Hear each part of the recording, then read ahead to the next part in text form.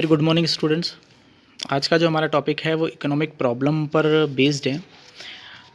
किसी भी अर्थव्यवस्था में कुछ समस्याएं होती हैं। हम ये जो आर्थिक समस्याएं हैं आज हम उनका अध्ययन करेंगे और वो भी हम प्रोडक्शन पॉसिबिलिटी कर्व के माध्यम से इसका अध्ययन करेंगे। सबसे पहले इकोनॉमिक प्रॉब्लम को समझना आवश्यक है कि इकोनॉमिक प्रॉब्लम है क्या। तो ये कहा जाएगा कि देखिए हमारे पास अनलिमिटेड वांट्स हैं, हमारी लिमिटेड रिसोर्सेज हैं और लिमिटेड रिसोर्सेज के अल्टरनेटिव यूजेस हैं। तो इन अल्टरनेटिव यूजेस को प्राप्त करने के लिए लिमिटेड रिसोर्स को इस तरीके से अलोकेट करना कि मैक्सिमम सेटिस्फेक्शन मिले, तो यही हमारी इकोनॉमिक प्रॉब्लम का सॉल्यूशन है। अर्थात जैसे सीमित साधन है, सीमित साधनों में जैसे आपकी इनकम है, उस इनकम को आप इस प्रकार से यूज़ करें कि उससे आपको मैक्सिमम सेटिस्फेक्शन मिले, दैट इज़ इकोनॉमिक प्रॉब्लम। और आपने अगर हम बात करें तो रॉबिन्स की डेफिनेशंस भी यही है कि अनलिमिटेड वॉन्ट्स है, स्केयर रिसोर्सेज है, तो उनके बीच में एक उपभोक्ता को हमेशा सिलेक्शन मेकिंग और चॉइस टेकिंग वाला वर्क करना पड़ता है, यानी चयन और निर्णय करता रहना पड़ता है, यानी उसको डिसीजन टेकिंग करना पड़ेगा। तो अनलिमिटेड वांट्स है, लिमिटेड रिसोर्सेज है और उसके अल्टरनेटिव यूजेज है और उसके बीच में सेटिस्फेक्शन को लेना, ये इकोनॉमिक प्रॉब्लम का आधार है। अब बात करते हैं हम reasons responsible for arising an economic problem, कि आर्थिक समस्याओं की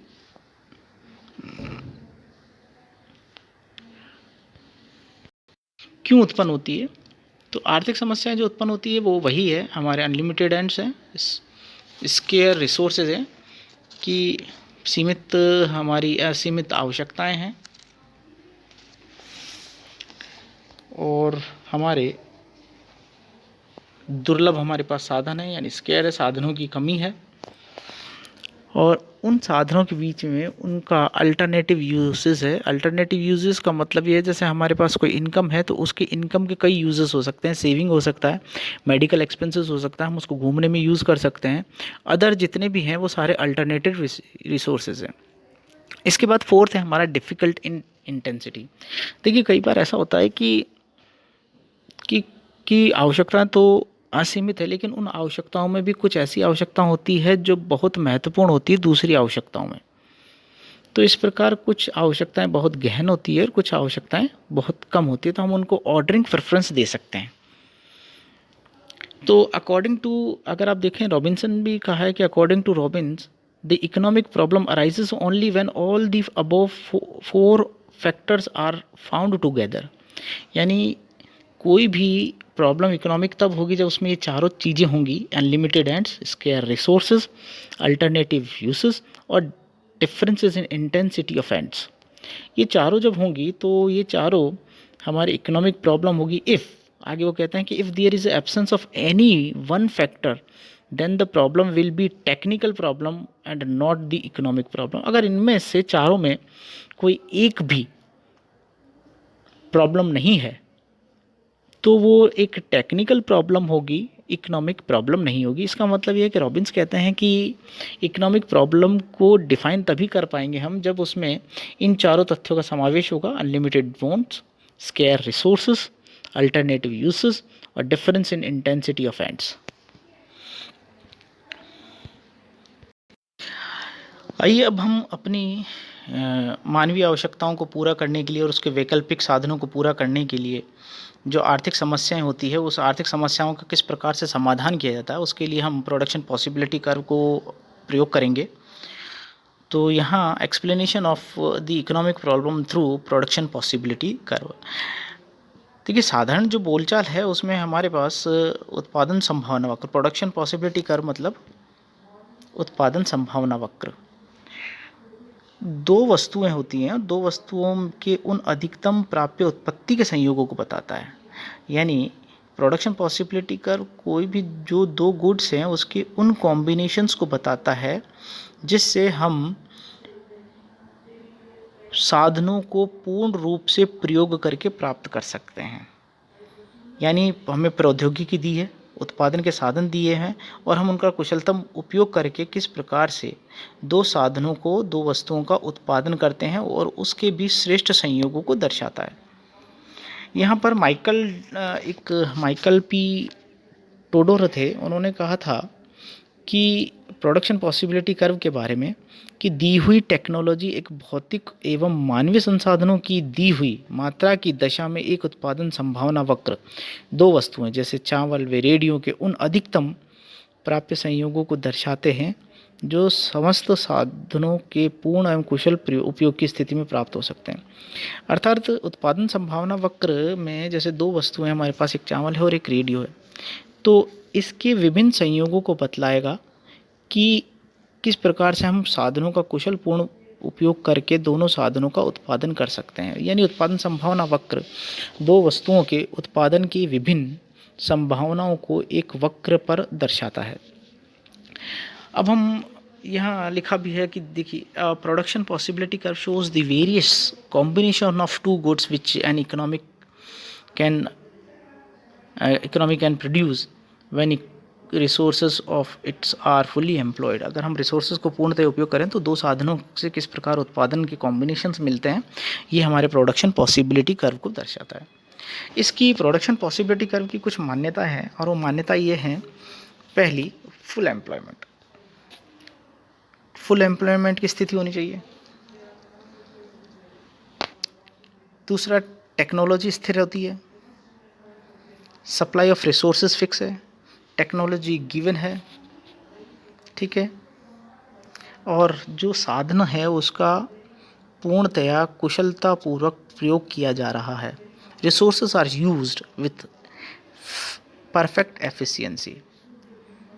यहाँ देखिए, अधिकतम प्राप्य उत्पत्ति संयोगों की प्राप्ति की संभावना तभी होगी, यानी हम अधिकतम उद्देश्य यानी हम अधिकतम उत्पादन तभी प्राप्त कर सकते हैं जब साधनों का पूर्ण और कुशलतम उपयोग हो।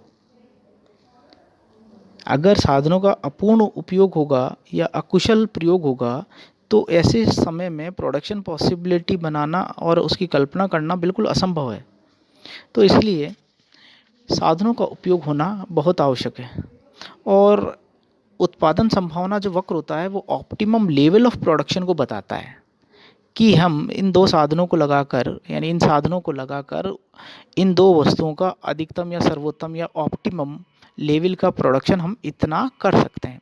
चलिए, इसको हम बताने के लिए, इस समस्या का निराकरण करने के लिए कि दो समस्याओं यानी दो वस्तुओं का उत्पादन की संभावनाएं क्या हैं दो साधनों को लगाकर, तो इसके लिए हम एक अवधारणा की व्याख्या करते हैं। आप देखिए इसको।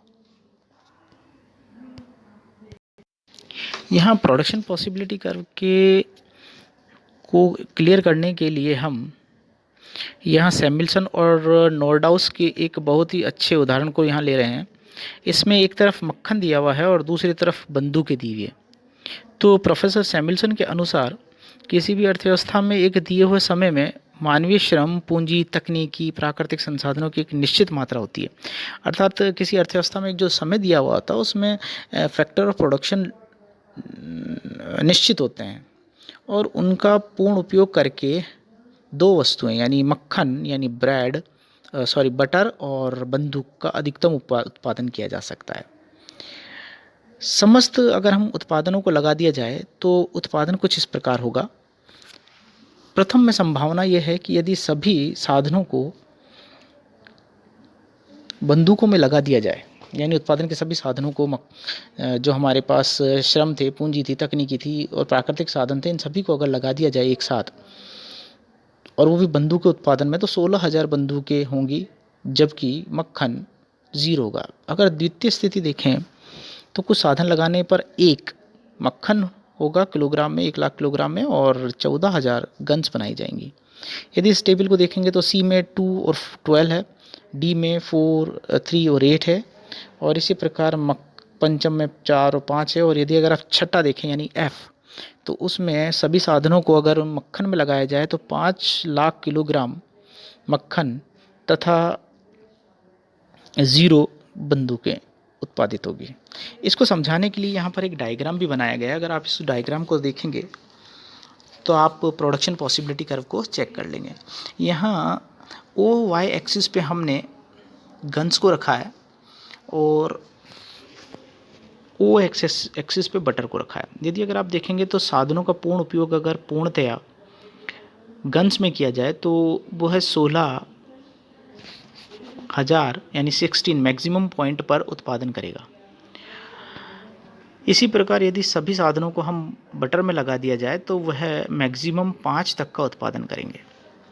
इसके बाद यदि अगर आप देखेंगे तो साधन जो हैं उनका अनुपात, उनके अनुपात के आधार पर ए, बी, सी, डी, ई और एफ पॉइंट डिसाइड होते हैं कि अगर साधनों को लगा दिया जाए और साधनों को लगाने के बाद उनके अनुपात में परिवर्तन किया जाए, अर्थात कुछ साधनों को यदि संपूर्ण साधनों को गन्स में लगाया जाए तो 16,000 बंदूकें बनेंगी, और यदि सभी साधनों को एक साथ बटर में लगा दिया जाएगा तो 5 लाख किलोग्राम बटर का उत्पादन होगा। लेकिन यदि इन्हीं साधनों को उत्पादन अनुपात में किया जाए तो ए पॉइंट पर था कि अगर हम कुछ साधनों को मक्खन में लगाएं और बाकी सभी साधनों को बंदूक में लगाएं तो आप उसको देखेंगे कि उसका ए पॉइंट निर्धारित होगा। ऐसे ही बी पॉइंट है, ऐसे ही सी पॉइंट है, डी पॉइंट और ई पॉइंट है। अगर आप ई पॉइंट पर जाते हैं तो अधिकतम साधन बटर में लगे हुए हैं, जबकि कुछ साधन आपके बंदूक निर्माण में लगे हुए हैं उत्पादन के साधनों का, और कुशल उपयोग हो रहा है। तो यदि अगर कुशल उपयोग होता है तो हमें साधनों के ए, बी, सी, डी और ई पॉइंट प्राप्त होंगे। यहाँ 2 पॉइंट और दिए हुए हैं, एम और एन।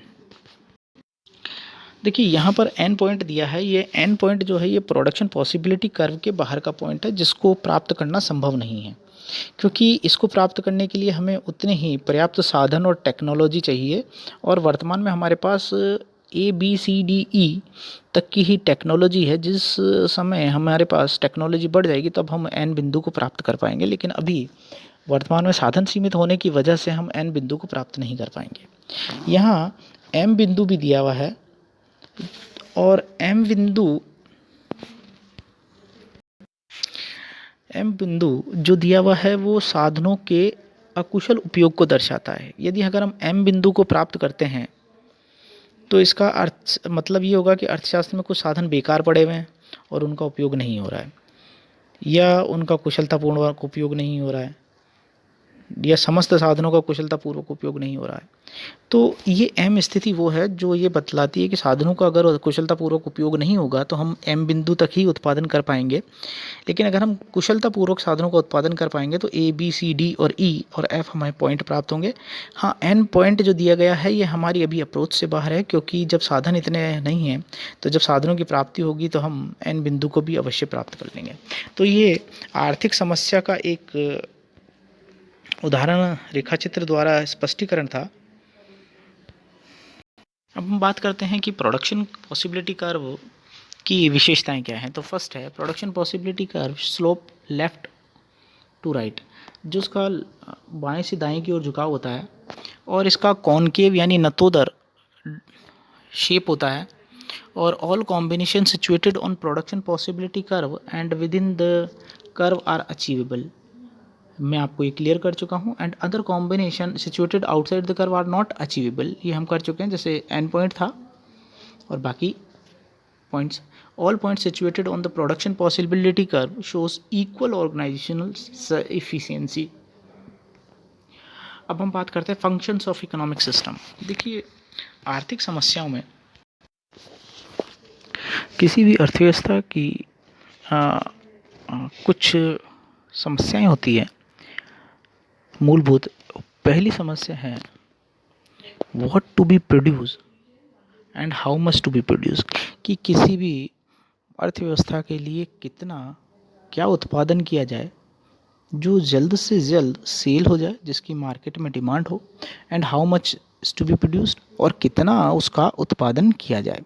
तो एक ये हमारे आर्थिक समस्या होती है कि हमें किसी भी चीज़ का उत्पादन करना चाहिए, लेकिन क्यों करा जाए, है ना, किस चीज़ का उत्पादन करा जाए और कितना उत्पादन किया जाए।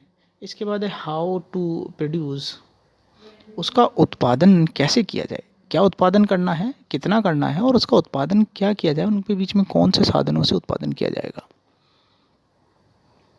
और फिर इन साधनों के उत्पादन के पश्चात इस उत्पादक साधन को किन के मध्य में बांटा जाएगा।